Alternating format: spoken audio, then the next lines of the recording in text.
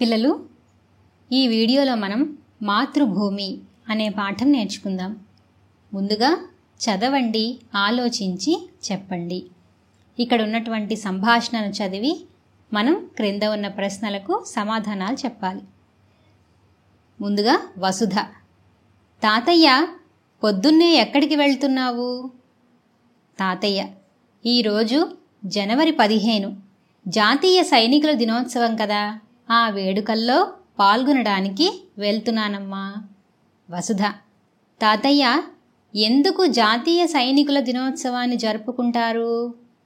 తాతయ్య: మన దేశాన్ని, ప్రజల్ని కాపాడడానికి ఎందరో సైనికులు తమ జీవితాలను, ప్రాణాలను త్యాగం చేశారు. వారిని స్మరించుకోవడానికి, అభినందించడానికి, సేవలను గుర్తు చేసుకోవడానికి ఈ జాతీయ సైనికుల దినోత్సవాన్ని జరుపుకుంటారమ్మా. వసుధ: సైనికులు అలాంటి త్యాగాలు ఎందుకు చేస్తారు తాత? తాతయ్య: కన్న తల్లి, ఉన్న ఊరు స్వర్గం కంటే గొప్పవి.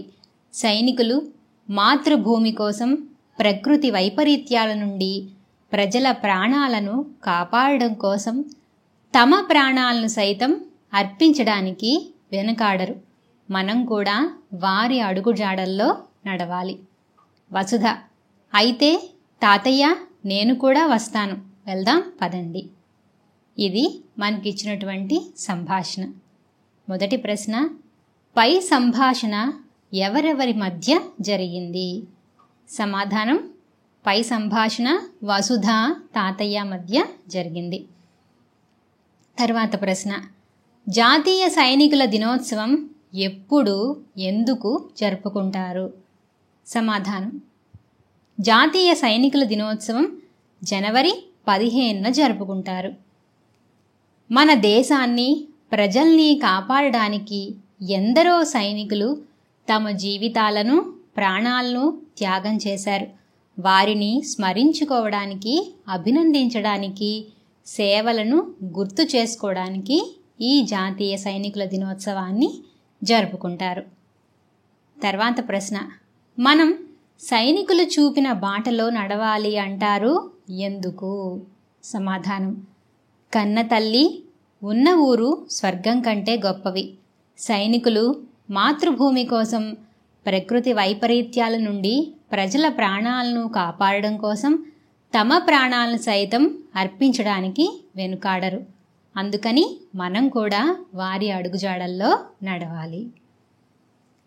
తర్వాత ఈ పాఠం ఉద్దేశం: విద్యార్థులు దేశ రక్షణకు అహర్నిశలు పాటుపడే సైనికుల సేవలను గుర్తించాలని, తద్వారా స్ఫూర్తిని పొంది దేశ సేవకు పూనుకోవాలని ఈ పాఠం ఉద్దేశం. తర్వాత కవి పరిచయం. పవని నిర్మల ప్రభావతి, ఈవిడ ఈ పాఠాన్ని రచించారు. ఈమె 1933-2015 మధ్య కాలం నాటివారు. పవని నిర్మల ప్రభావతి గారు ప్రకాశం జిల్లా ఒంగోలులో జన్మించారు. వెంకట నరసింహారావు, సరస్వతమ్మ వీరి తల్లిదండ్రులు. భర్త పేరు శ్రీధర్రావు. ఈమె చదివింది 10వ తరగతే అయినా చేయి తిరిగిన రచయిత్రి. అనాథ, ఎదలో ముళ్ళు, స్త్రీ నాగరికత నవ్వుతోంది మొదలైన 7 సుప్రసిద్ధ కథా సంపుటాలు, ఉదయకిరణాలు, శాపగ్రస్తులు, రాలిన పూలు మొదలైన 17 నవలలు ఈమె కలం నుండి జాలువారాయి. ప్రస్తుత పాఠం కథానిలయం నుండి గ్రహించబడింది. ఇప్పుడు మాతృభూమి అనేటువంటి పాఠం చదువుదాం. ఏమిట్రా నువ్వంటున్నది, సుధీర్ అంది పద్మజ కంగారుగా. తలెత్తి చూశాడు సుధీర్. తన కోసం బల్ల మీద పెట్టిన టిఫిన్ ప్లేటును దగ్గరగా జరుపుకుంటూ. నింపాదిగా అన్నాడు సుధీర్. రేపు కలెక్టర్ ఆఫీస్ దగ్గర సైన్యంలో చేరదలుచుకున్న యువకుల్ని ఎంపిక చేసుకుంటారటమ్మా. నేను సైన్యంలో చేరతాను. మరోమారు అర్థమయ్యేలా తల్లికి చెప్పి చేతిలో చెయ్యి వేసుకున్నాడు సుధీర్. క్షణకాలం కొడుకు వైపు అయోమయంగా చూస్తూ, నీకేమైనా మతిపోయిందా సుధీర్? అలాంటి కర్మ నీకేం పట్టింది? ఒక్కగానొక్క కొడుకువి, మనకున్న వ్యాపారం ఆస్తులు చూసుకుంటూ బతకవచ్చు కదా అంది తల్లి.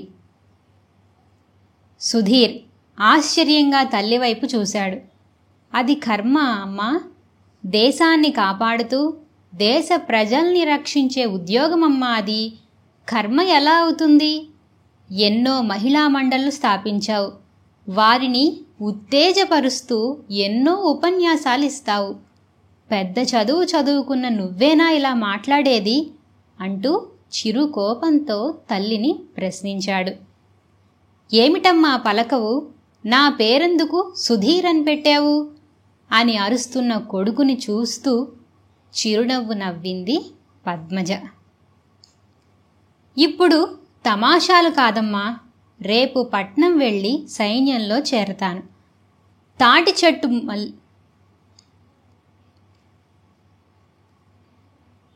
ఇప్పుడు తమాషాలు కాదమ్మా, రేపు పట్నం వెళ్ళి సైన్యంలో చేరతాను. తాటి చెట్టు మల్లే ఇంత పొడుగు.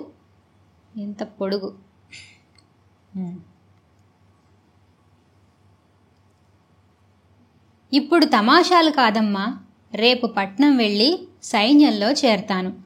తాటి చెట్టు మల్లే ఇంత పొడుగు పెరిగాను. నా కండలు చూడు ఎలా ఉన్నాయో. తప్పక ఎన్నికవుతాను. సుధీర్ ప్లేట్లో చెయ్యి కడుక్కుంటూ దృఢంగా అన్నాడు. పద్మజ తెల్లబోయింది.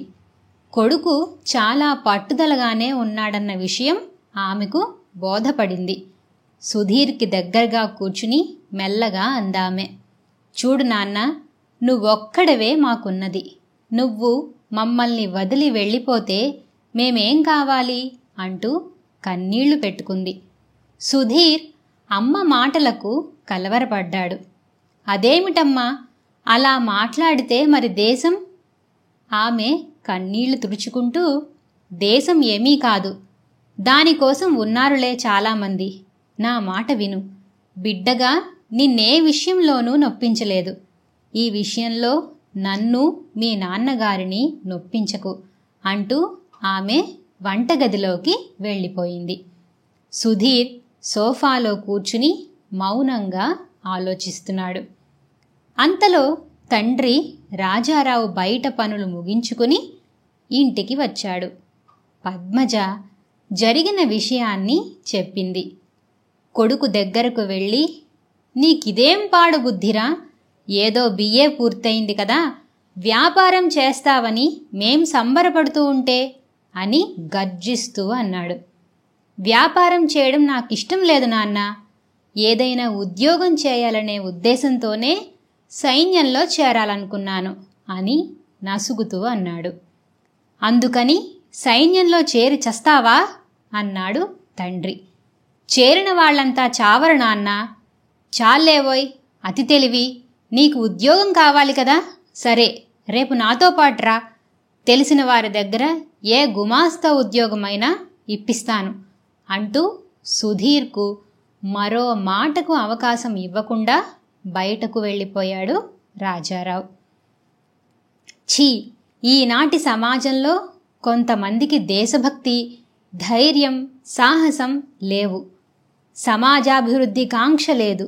మనిషికి స్వార్థపు బ్రతుకులు తప్ప అని పెద్దగా గొణుకుతున్న కొడుకు వైపు వాత్సల్యంతో చూసింది పద్మజ. ఇది పద్మజ రాజారావుల కుటుంబ పరిస్థితి. ఆదర్శ భావాల్ని, దేశభక్తిని అణిచివేసిన పరిస్థితి. అదే ఊరిలో చంద్రమ్మ, రోసయ్య కుటుంబం ఉంది. వారికి 5 సంతానం. వారి పెద్ద కొడుకు వీర. వీర వాళ్ళమ్మతో మాట్లాడుతూ, నేను రేపు సైన్యంలో చేరిపోతానమ్మా, మంచి జీతాలిస్తారట అని ఉత్సాహంగా చెప్పాడు. చంద్రమ్మ కళ్ళల్లో ఎంతో వెలుగు. నిజమేనట్రా అంది. నిజంగానే అమ్మా, ఇప్పుడే అధికారి దగ్గరకు పోయి మాట్లాడొచ్చాను కూడా. ఆ వివరాలన్నీ చెప్పాడు. రేపు చాలామందిని సైన్యంలోకి తీసుకుంటారట. నేను ఎన్నికవుతానన్నాడు అధికారి. సైన్యంలో చేరితే జీతం వస్తుంది, ఇక్కడికి పంపిస్తాను. ఇంటిల్లపాది తినొచ్చు, నాన్నగారికి ఆసరా లభిస్తుంది. వీటన్నిటికంటే మన దేశానికి సేవ చేసే అవకాశం వస్తుంది కదమ్మా. సంతోషంతో వీర ఈ మాటలన్నీ చెబుతుంటే చంద్రమ్మ మనస్సు ఆనందంలో మునిగిపోయింది. చంద్రమ్మకు చుట్టూరా చిమ్మిన చీకటి తొలగిపోయినట్లయింది. భర్త రెక్కల కష్టం తొలగిపోతుందని భావించింది. పిల్లలకు చదువులు చెప్పించవచ్చు అనుకున్నది. అంతలోనే గుండెలు పిండేసే ఆలోచన ఆమె ఎదలో ముల్లులా కదలాడింది. సైన్యంలో చేరితే, యుద్ధం వస్తే? తల్లి ప్రేమ కళ్ల ముందు కదలాడగా మెల్లిగా అంది. అది విని వీర పక్కున నవ్వాడు. యుద్ధంలో గాక ఇక్కడ మాత్రం చావకూడదా ఏమిటమ్మా? పస్తులుండి బాధపడడం కంటే ఉన్న 4 రోజులు హాయిగా బతకడం మేలు కదా. దేశం కోసం చావడం కంటే గొప్పేముంది? అలాంటి మంచి చావుని కోరుకోవాలే తప్ప దాని గురించి భయపడకూడదమ్మా అంటూ బయటకు వెళ్ళిపోయాడు వీర. ఈ మాటలు విన్న రోసయ్య మీసం మిలేస్తూ గర్వంగా నవ్వాడు. ఆడు నా కొడుకే చంద్రి, గుండె ధైర్యం చూశావా? అది నాది. అచ్చరలచ్చలు చేసే మాటలన్నాడు నా బిడ్డ. వీళ్ళు కాకపోతే మరెవ్వరు దేశానికి సేవ చేస్తారు? యువకులు దేశం కోసం, ప్రజల కోసం పాటుపడాలి. మన వీర కూడా అలాంటి మంచి పనే చేస్తాడు. కాబట్టి వీరను మెచ్చుకోవాల్సిందే అన్నాడు. ఆ సమయాన చంద్రమ్మకు ఆనందం, దుఃఖం రెండూ కలిగాయి. ఇలా వీరతో పాటు ఎంతోమంది యువకులు సైన్యంలో చేరుతున్నారు. 10 ఏళ్లు గిర్రున తిరిగాయి. సమాజంలో అనేక మార్పులు వచ్చాయి. సుధీర్ వ్యాపారవేత్తగా కొనసాగుతున్నాడు. కానీ దేశానికి సేవ చేయలేకపోయాననే బాధ అలానే మిగిలిపోయింది. ఆనాటి మంకుపట్టు వదిలి సుధీర్ ఇలా హాయిగా ఉన్నందుకు పద్మజ, రాజారావు ఇద్దరూ ఆనందించని క్షణం లేదు.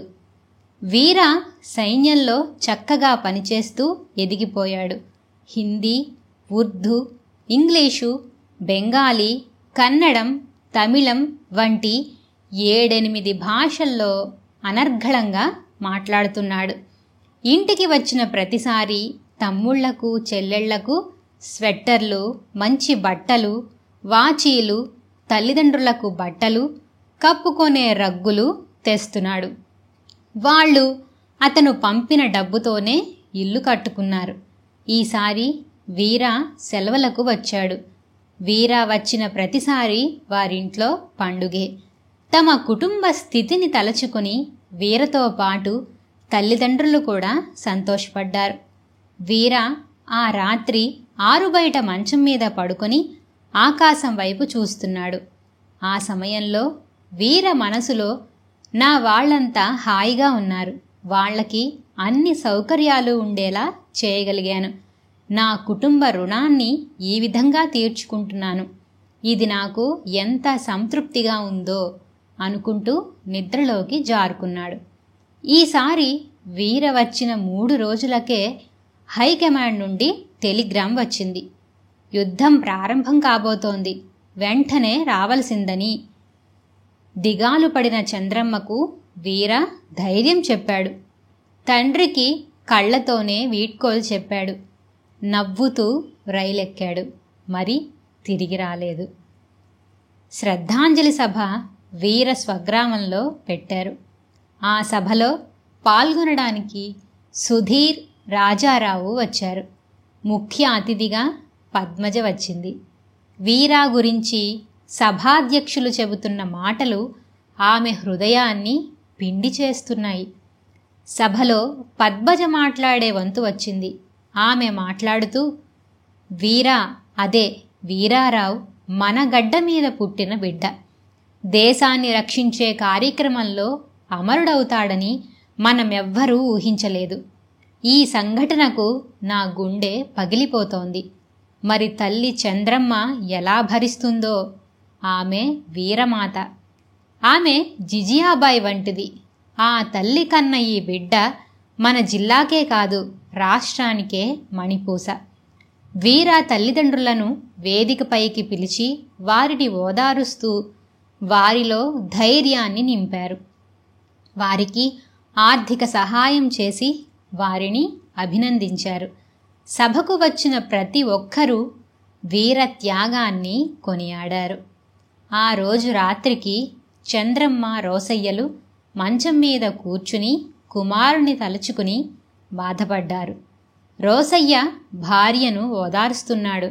చంద్రమ్మ వెక్కి వెక్కి ఏడుస్తూ, ఆ పెద్దోళ్ల మాటలు నాకు అర్థం కాలేదు, కానీ నా బిడ్డ బతికిన 4 రోజులు మన రుణం తీర్చుకోవడమే కాదు, దేశ సేవలో మరణించి జనులా గుండెల్లో నిలిచిపోయాడు. నాకు చాలా సంతోషమేస్తోంది. అంతకంటే గొప్ప ఇంకేముంది అని అంది. తల్లిదండ్రులందరూ తమ పిల్లలు వాళ్ల కళ్ళెదుటే ఉండాలనుకుంటే ఎలా? ఈ దేశాన్ని రక్షించేవారు ఎవరు? సేవ చేసేవారెవరు? మనిషి బ్రతకడానికి తిండి, బట్ట, గాలి, నీరు ఎలా అవసరమో దేశ సేవ కూడా అలా ప్రతివారికి ఊపిరిగా నిలవాలి. మనం మన 2వ అబ్బాయిని కూడా సైన్యంలో చేరుద్దాం, దేశ రక్షణలో భాగస్వామిని చేద్దామంటూ గుండెల్లోని బరువును దింపుకుంది. గోడ మీద వెలిగిపోతున్న వీర ఫోటోను చూస్తూ నిద్రలోకి జారుకున్నది. పిల్లలు విన్నారు కదా, ఇది మాతృభూమి పాఠం. ఈ పాఠం ప్రక్రియ కథానిక. కథ, కథానిక ఈనాడు పర్యాయ పదాలుగా వాడుతున్నారు. కథానిక వ్యక్తి జీవితంలో ఒక ముఖ్య సన్నివేశాన్ని, సంఘటనల మధ్య సంబంధాన్ని కళాత్మకంగా చిత్రిస్తుంది. క్లుప్తత దీని లక్ష్యం. చెప్పదలుచుకున్న విషయాన్ని పాఠకుల హృదయాన్ని హత్తుకునేలా చేస్తుంది. పాత్రలు, నేపథ్యం, కథనం, జీవిత వాస్తవికత, చిత్రణ కథానిక ప్రక్రియలో ముఖ్య భాగాలు.